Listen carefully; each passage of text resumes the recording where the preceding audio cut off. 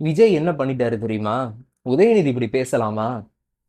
இன்னைக்கு இது டாபிக் இல்ல. இத பத்தி நான் பேச போறதும் இல்ல.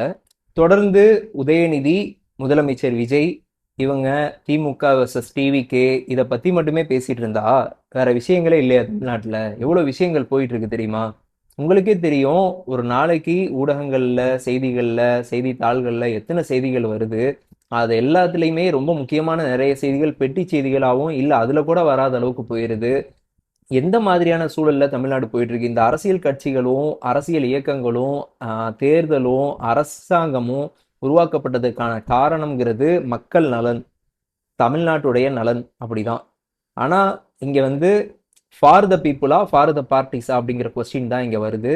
ரொம்ப அயற்சியா இருக்கு. இந்த எலெக்ஷன் எப்போ வந்துச்சோ அதுல இருந்தே பார்ட்டி பாலிடிக்ஸ், ரெண்டு பொலிட்டிக்கல் பார்ட்டிஸ்க்கு இடையிலான பிரச்சனைகளை பத்தி மட்டுமே மையப்படுத்தி பேசிட்டு இருந்த நாம கடந்த ஒரு மாசமா நீட்டு மேகதாது இஷ்யூ பத்தி பேசிட்டு இருந்தோம்.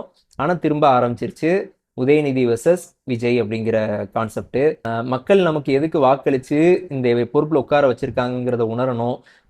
மக்கள் நலன் சார்ந்த அரசியலை பேசணும். அரசியல் கட்சிகள் தங்களுக்குள்ள மோதிக்கிறது, கருத்து பரிமாற்றங்களை வச்சுக்கிறது, விவாதிச்சுக்கிறது ரொம்ப இயல்பான ஒரு விஷயம்தான். ஆனா அது வந்து ஓவர் டூ பண்ணுது மக்கள் நலன் சார்ந்த விஷயங்களை. மக்கள் நலன் சார்ந்த விஷயங்களை எல்லாம் விட அரசியல் கட்சிகளும் தலைவர்களும் முக்கியங்கிறது இல்ல.